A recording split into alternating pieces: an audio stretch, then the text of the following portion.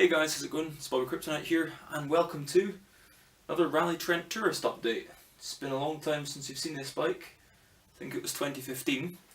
It's actually kind of back by popular demand. This is for Video Life. You commented on several of my videos saying when are you going to do an update on the Trent Tourist, so here we are. She's been out of action since just over a year ago. Really just with a puncture, but it got to this. The whole bike has just got to the stage where I think I feel terrible for taking it out and I should really just take it all to bits and start again. But I've kind of got that dilemma of having too many bikes in bits and then bits go missing and you mix things up. I mean, I've got the Rudge and the Mark 1 RSW and the Nightburner all in bits at the minute, so that's already a lot of bikes to have in bits.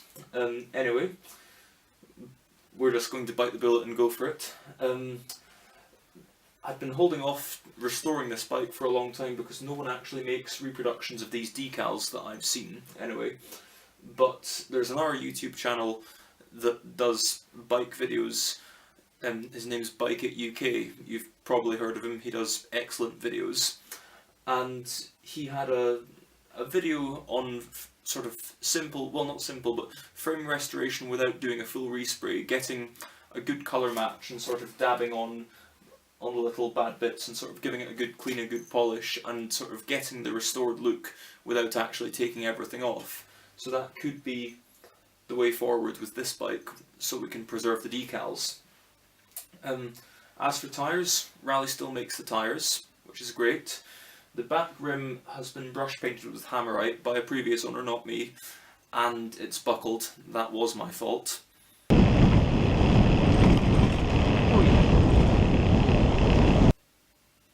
But as luck would have it, we can get new old stock or new rims in this same size, so finding wheel rims is fairly easy.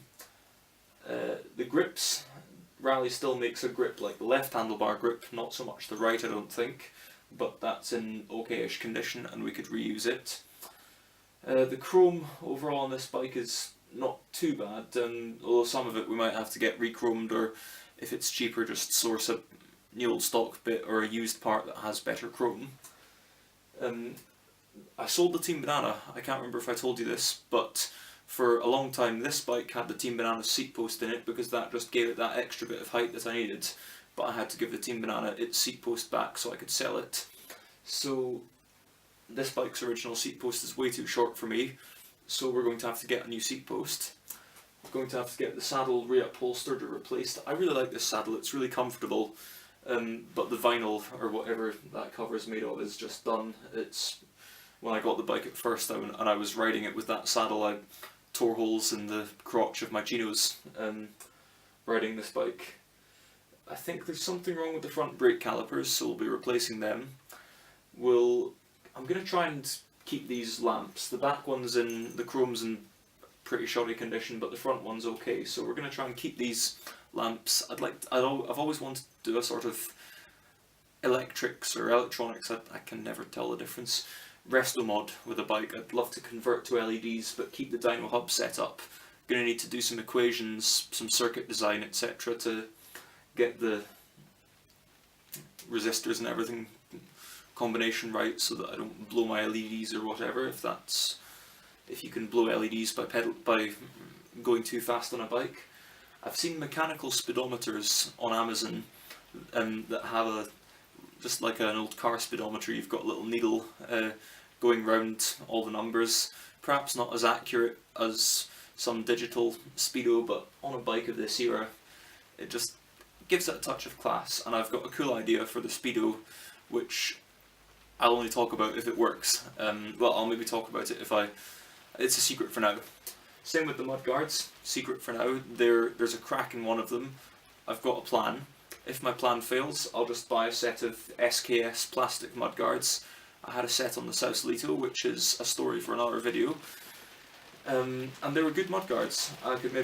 They came in black, but I could probably respray them white, or even black mudguards on this bike would look pretty cool. It would match the grips.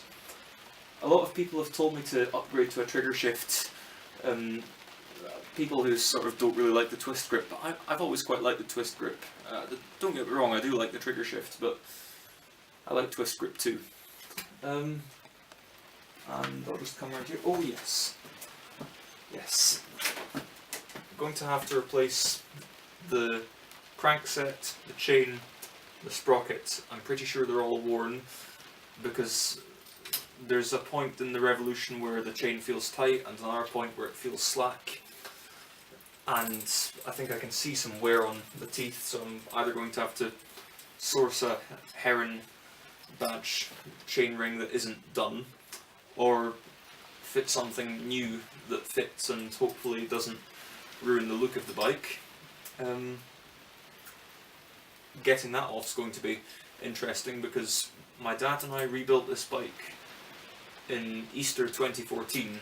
We took almost everything apart. It was a pretty extensive rebuild. You may well have seen the video series we did at the time, but we never got the crankset out. The cotter pins just wouldn't come out and we didn't want to damage them, so we just left it as it was and just sort of kept putting oil in the little oiling hole every now and again to sort of nurse it. So that's one of the many things that I feel terrible about continuing using this bike when it really needs a full overhaul. I think that's all that can be said about this bike for now. So without any further ado, let's get dismantling. Got the tools that we're going to need to lay it out. I went around the bike before I started filming and looked out all the tools that I think I'll need.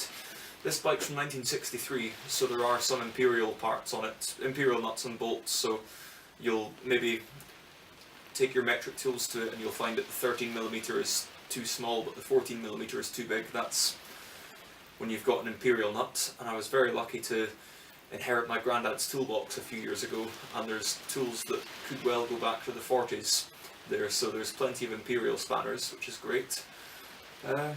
So let's get cracking. As always, get a nice box on the go to put all the parts in so you don't lose anything.